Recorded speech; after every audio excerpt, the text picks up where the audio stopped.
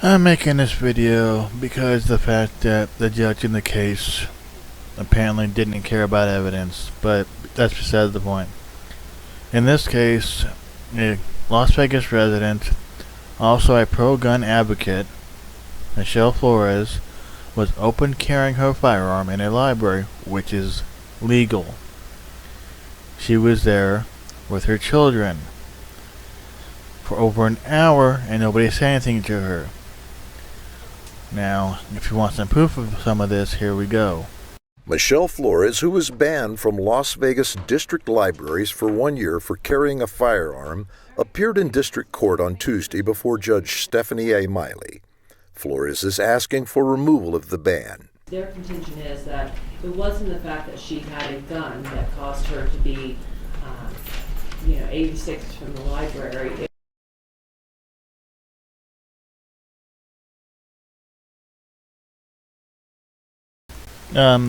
Yes it was. It was the fact of her engaging in disruptive behavior.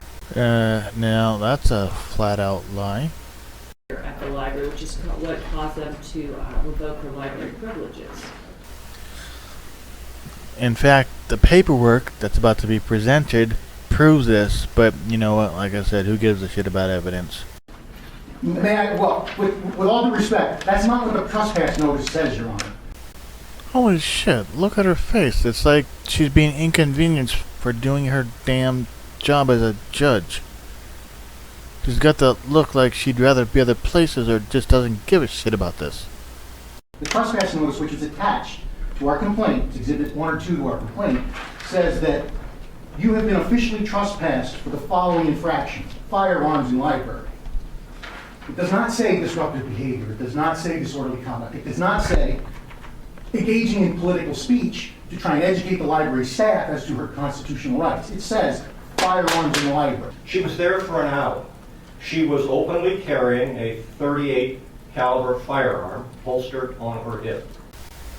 And they never said a damn thing while she was there. They only made a big freaking stink out of it when she was trying to leave, as in this next part.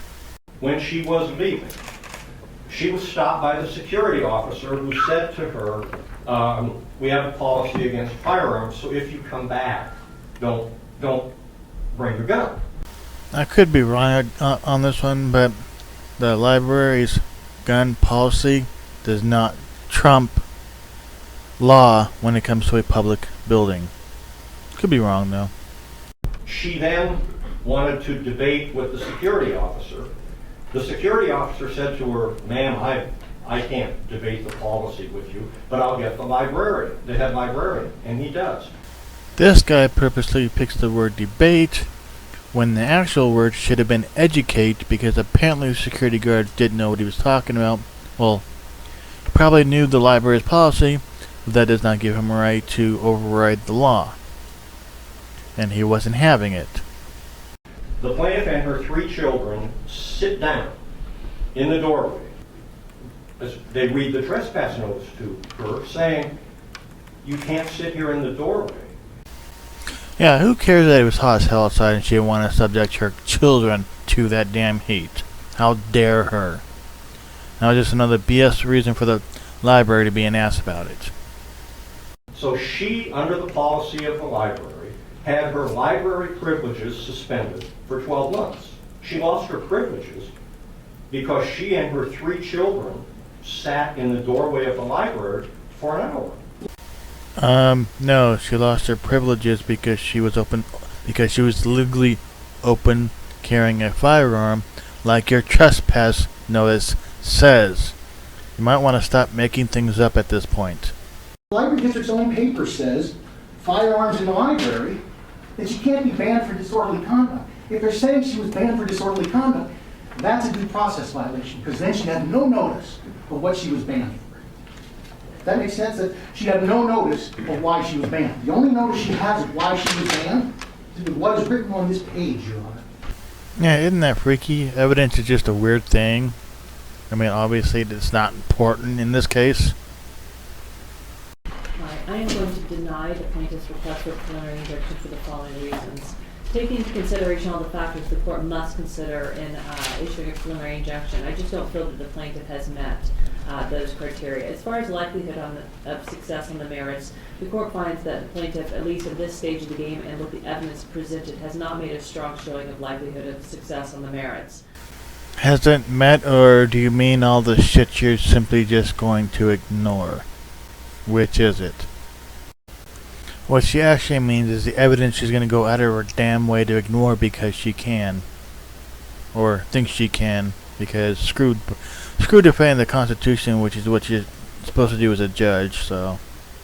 After the hearing, attorneys in the case spoke with the media. It's not a weapons carrying case. It's a disruptive behavior case. Congratulations on being able to lie your freaking ass off and say that bullshit with a straight face. You deserve an Emmy for that one. We're disappointed. We would have thought that the judge would have upheld the law. The language is very clear. Any rule to the contrary is null and void. It's good to know that some of our elected officials are weighing in on this and agree with us. So hopefully we potentially could get some clarification in the next legislative session. But in the meantime, it looks like we're going to have the Supreme Court weigh in on this.